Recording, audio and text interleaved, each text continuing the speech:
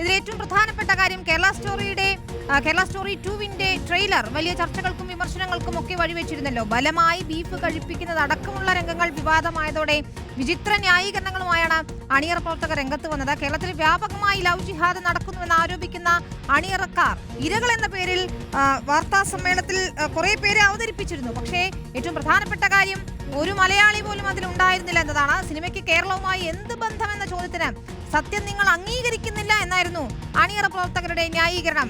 PR സുനിലാണ് വിശദാംശങ്ങളുമായി ചേരുന്നത്. സുനിൽ, വാർത്താ സമ്മേളനം നമ്മൾ മുഴുവൻ കണ്ടതാണ്. അവിടെ കുറെ ഇരകൾ എന്ന പേരിൽ ആളുകളെ അവതരിപ്പിച്ചിട്ടുണ്ട്. പക്ഷേ അതിൽ നിന്ന് ആരും മലയാളികൾ ഉണ്ടായിരുന്നില്ല എന്നതാണ്. അപ്പോൾ തന്നെ ആ വാദങ്ങൾ പൊളിഞ്ഞിട്ടുണ്ട് എന്നർത്ഥം. കേരളത്തിൽ ഇന്നിപ്പോൾ കോടതിയുടെ നിരീക്ഷണം യഥാർത്ഥ സംഭവം എന്ന് പറഞ്ഞുകൊണ്ട് നിങ്ങൾ ഇത് അവതരിപ്പിക്കുമ്പോൾ അതിൽ പ്രശ്നമുണ്ട് എന്ന് കോടതി നിരീക്ഷിക്കുകയും ചെയ്തിട്ടുണ്ട്. ആ പ്രശ്നം അത് നമുക്ക് വാർത്താ സമ്മേളനത്തിലും വ്യക്തമായിരുന്നു. ഒരു മലയാളി പോലും ഇല്ലാതെയാണ് ഇത്തരത്തിലൊരു പ്രൊപ്പഗണ്ട പ്രചരിപ്പിച്ചത് എന്ന് വ്യക്തവുമാണ്.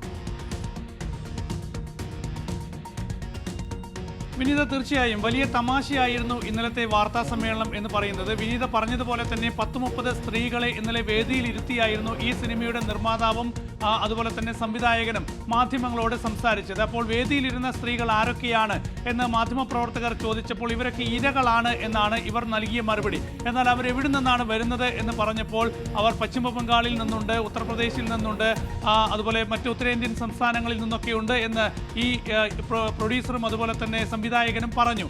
അതിലൊരാൾ പോലും കേരളത്തിൽ നിന്നില്ല.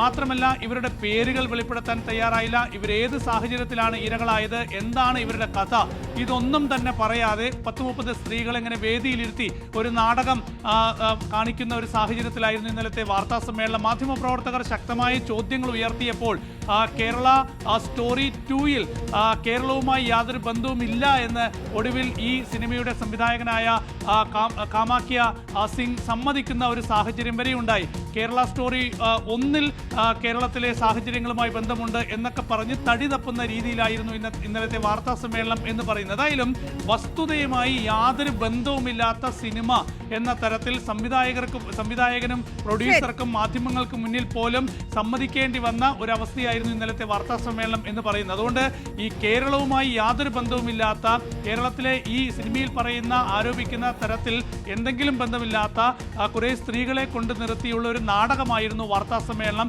ഏതായാലും അതിന് വലിയ പ്രഹരം ഇന്നത്തെ കേരള ഹൈക്കോടതി തീരുമാനത്തിലൂടെ ഉണ്ടായിരിക്കുന്നു എന്നതും ശ്രദ്ധേയമാണ്. ശരി, അതാണ് ഏറ്റവും പ്രധാനപ്പെട്ട കാര്യം. കേരളത്തിന്റെ മതേതരത്വം ഓർമ്മിപ്പിച്ചുകൊണ്ടാണ് ഇന്ന് കോടതിയുടെ നിരീക്ഷണങ്ങൾ വന്നതും ശ്രദ്ധേയമാണ്. അങ്ങനെ നമ്മുടെ കേരളത്തിലെ മതേതരത്വം തകർക്കാനൊന്നും ഒരു സിനിമ കൊണ്ട് സാധിക്കില്ല. അതുകൊണ്ട് തന്നെയാണ് ഒറ്റക്കെട്ടായി മലയാളികൾ ഇതിനെ എതിർക്കുകയും ചെയ്യുന്നത്.